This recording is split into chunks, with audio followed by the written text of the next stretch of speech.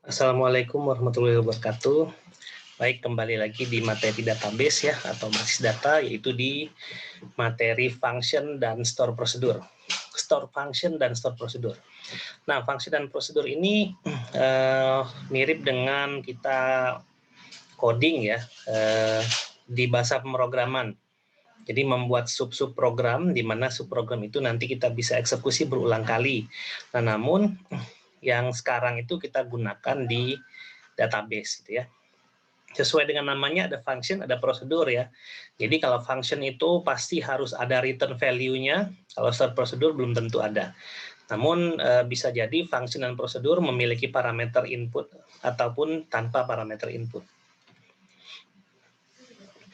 Nah, baik, sebagai pendahuluan ya, function, prosedur ya, trigger atau view itu biasanya adalah salah satu daripada komponen dan fitur dasar ya untuk basis data. Semua ini ada untuk basis data yang gratis ataupun basis data yang berbayar ya. Nah, gunanya ini untuk memanajemen database agar database-nya lebih terjamin integritasnya. Jadi integritas itu dia menjamin bahwa data itu selalu ada, bisa diakses, dan data itu selalu benar ya. Jadi tidak ada kesalahan-kesalahan yang terjadi ketika data itu diinputkan yang mengakibatkan nanti data yang kemudian akan diambil itu bernilai salah. Nah, di beberapa DBMS ya, Database Management System, fitur-fitur yang ada ya, database itu bukan hanya digunakan untuk menyimpan data, namun dia juga memanfaatkan teknologi yang ada di dalamnya. Jadi setiap fitur-fitur dalam DBMS itu beraneka ragam sebenarnya, mulai dari yang gratis dengan yang berbayar. Namun function, prosedur, trigger, dan view itu sendiri adalah termasuk daripada fitur bawaan ya dalam database management system. Nah, biasanya alasan-alasan kita menggunakan prosedur dan function itu adalah jadi misalnya ada sesuatu yang memang dieksekusi berulang kali ya, mirip dengan logiknya bahasa pemrograman, dan sesuatu itu nanti bisa dieksekusi oleh database. Nah, atau nanti potongan program itu bisa dieksekusi juga oleh aplikasi lain gitu ya. Misalnya kita bikin aplikasi berbasis web, aplikasi penjualan misalnya. Nah, biasanya untuk memasukkan nilai ke database kita menggunakan data manipulation language ya, yaitu insert. Nah, namun kita bisa kelola tuh insertnya. Dia kita kelola untuk insert sesuatu itu menggunakan sebuah prosedur. Jadi dulu sebelum ada yang namanya API ya, Application Programming Interface, pembatasan hak akses database itu bisa dilakukan dengan menggunakan function atau prosedur. Gitu ya. Kemudian prosedur dan function karena memang dia adalah berupa potongan program ya, bisa dikatakan program, karena ketika kita membuat prosedur dan function ini kita bisa menggunakan logiknya bahasa pemrograman ya, seperti if ya, seperti for, perulangan, dan lain sebagainya. Dan kita juga bisa mendeklarasikan sebuah variabel dengan tipe data tertentu ya sebagai parameter input ataupun parameter outputnya. Ya, jadi zaman dulu memang store prosedur dan function ini lebih sering digunakan untuk membatasi akses basis data ya, selain menggunakan transaction data control language dan transaction control language. Nah, yang pertama adalah store prosedur ya. Store prosedur itu adalah prosedur yang ditanamkan atau yang dibuat di sebuah DBMS. Store prosedur itu bisa menerima parameter input dan mengembalikan nilai dalam parameter output kepada pemanggilnya. Namun kalau misalnya prosedur itu belum tentu ada parameter outputnya, bisa saja tidak ada. Cuman kalau prosedur parameter output itu bisa kita setting lebih dari satu. Berbeda dengan function, mungkin ya kalau function itu return value-nya pasti hanya satu nilai gitu ya. Namun kalau store prosedur dia bisa mereturn banyak nilai sekaligus. Nah, sama seperti bahasa pemrograman ya, dalam suatu prosedur, store prosedur yang kita sematkan dalam database manajemen sistem itu bisa memanggil prosedur lain. Jadi bisa jadi kita bikin suatu prosedur ya, subprogram, dan kemudian kita panggil subprogram itu dalam suatu prosedur lagi, gitu ya. Nah, jadi memang prosedur ini mirip sekali logiknya dengan prosedur di bahasa pemrograman atau di algoritma untuk teorinya ya. Nah, sintaks prosedur seperti ini ya. Ada create, ada define, current user, prosedur, sp name, nama prosedur name, ada parameter, prosedur parameter, boleh ada, boleh enggak. Kemudian ada begin dan end ya, dan di tengahnya ada statement. Nah, bisa kita lihat ini kalau kita ingin membuat prosedur dalam suatu basis data gitu ya. Ini saya punya contoh database kampus 3, di mana di situ ada mahasiswa, mata kuliah, lalu ambil ya dengan relasi many to many.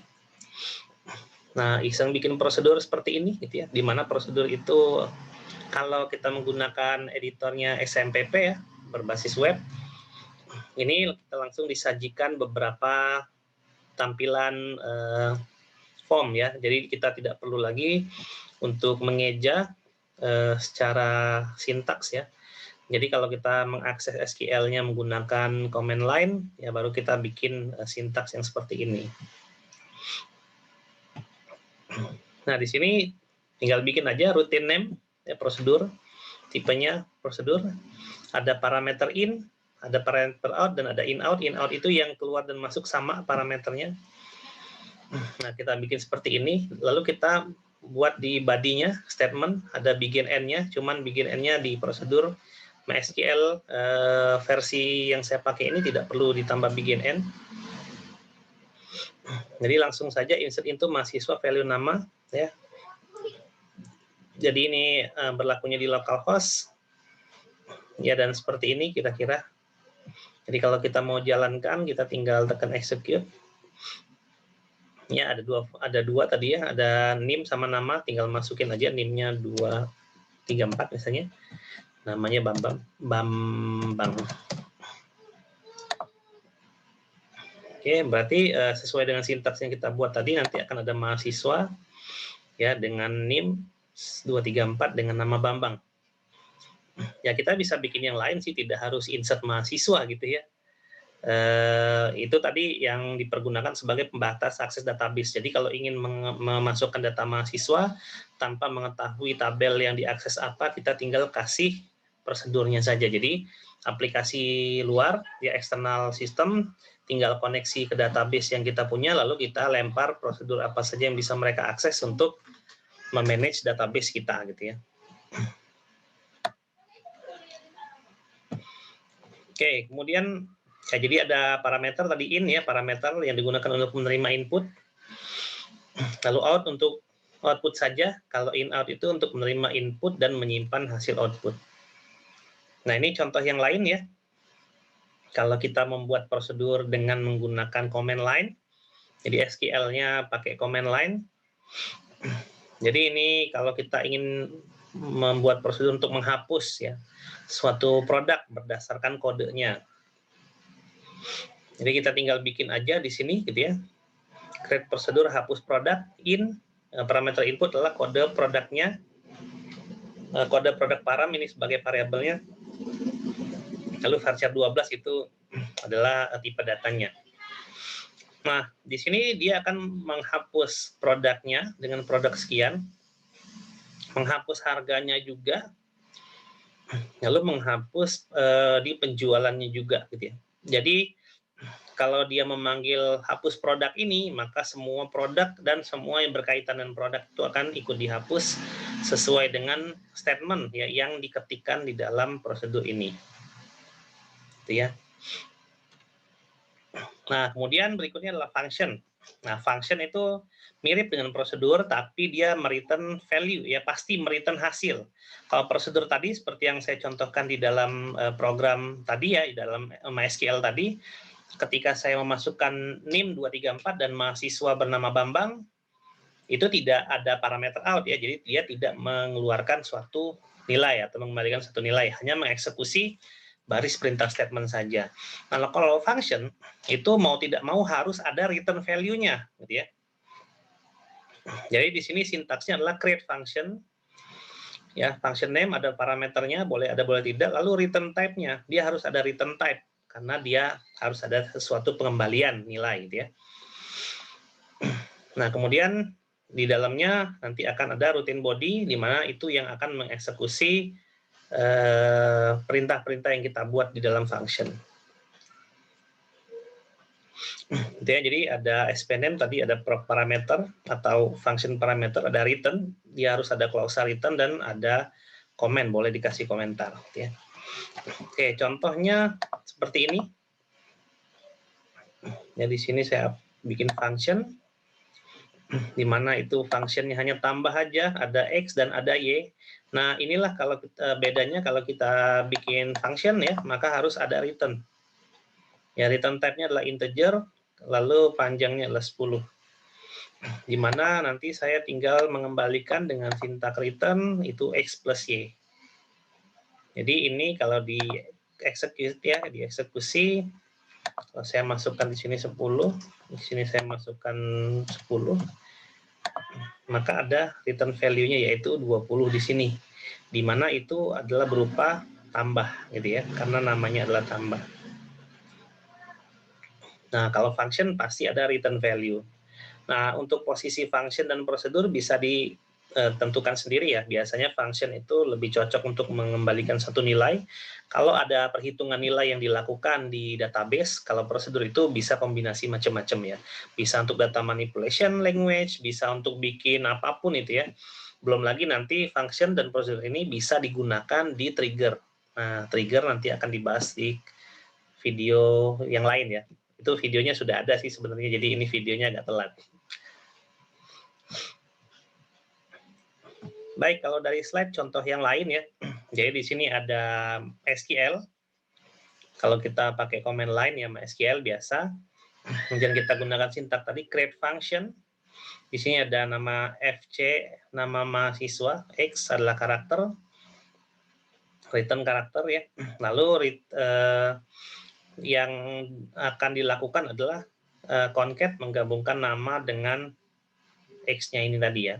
Jadi ada nama titik 2 X ya.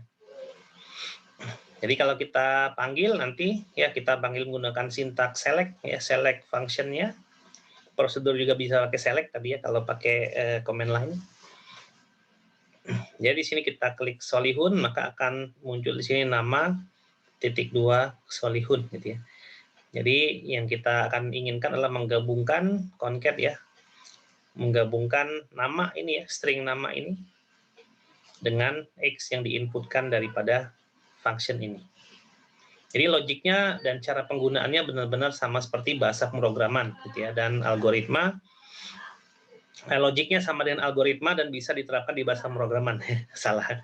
Namun memang sintaks yang bisa kita pakai di dalam body ya, di dalam statement itu tidak hanya sintaks bahasa pemrograman seperti if, seperti for dan lain-lain, tapi itu juga bisa gunakan sintaks atau klausa-klausa yang ada pada database management language ya, SQL. Database management DBMS, database management system ya. Terutama yang kita pakai ini adalah SQL.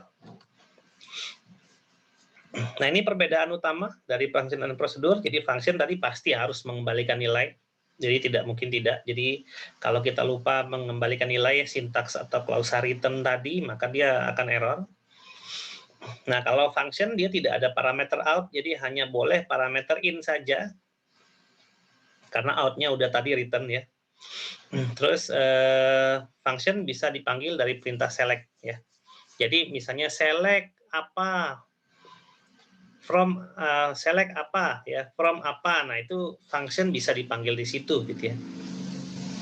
Nah, kalau prosedur biasanya dipanggilnya di depan ya, di depan. Nah, ini contoh yang lain ya. Jadi kita bikin function fjump ya.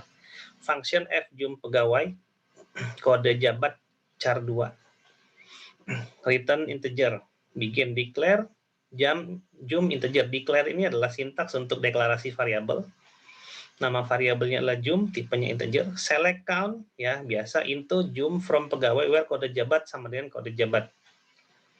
Ya, kode jabat ini adalah yang ada di database tabel. KD jabat ini adalah yang dimasukkan dari fungsi. Lalu yang di return adalah jum. Nah, jum ini bertipe integer berarti ya. Nah, sehingga kalau dia dipanggil select kode jabat, nah ini yang tadi ya, kalau function bisa dipanggil menggunakan select ya. Select kode jabat, nama jabat, koma, nah fjum pe kode jabat from jabatan. Jadi nanti ini adalah select kode jabat, artinya nanti akan ada row kode jabat, ya. Lalu ada row nama jabat dan ada row fjum pe kode jabat gitu ya.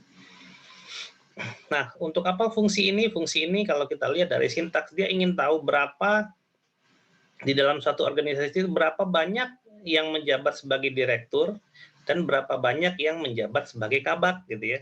Jadi di sini hasilnya adalah direkturnya 1 dan kepala bagiannya ada 3.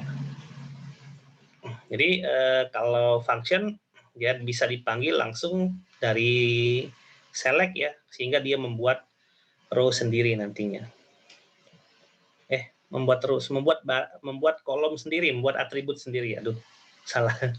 Membuat kolom sendiri ya. Jadi kolom itu nanti akan diisi oleh atribut, nama fungsinya, dan itu akan isinya adalah return value daripada kode jabat tadi, karena itu akan sesuai dengan dengan sintaks select ya. Sintaks read ya dari database yang kita gunakan di sini. Ini suka aku tukar-tukar nih. Nah, ini contoh yang lain ya. Misalnya kita akan membuat suatu singkatan ya, ini panjangannya aja.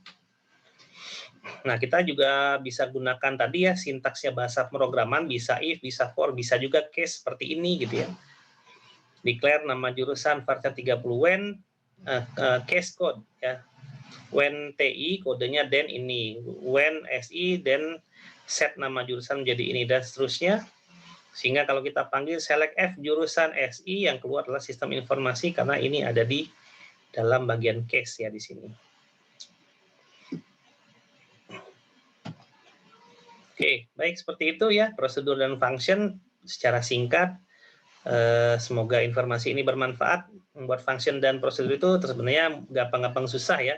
Biasanya terjadi itu ketika ada kesalahan error di mana ada sintaks. Nah ini ya sintaks bahasa pemrograman yang kita aplikasikan 1:1 ya, sama persis dengan sintaks yang ada di SQL. Padahal dia ada sedikit perbedaan ya, tidak 1:1. Dan sintaks itu semua ada di dokumentasinya MySQL atau ada di atau ada berseliweran lah di internet ya, sintaks-sintaks yang bisa dipakai untuk membuat prosedur dan function.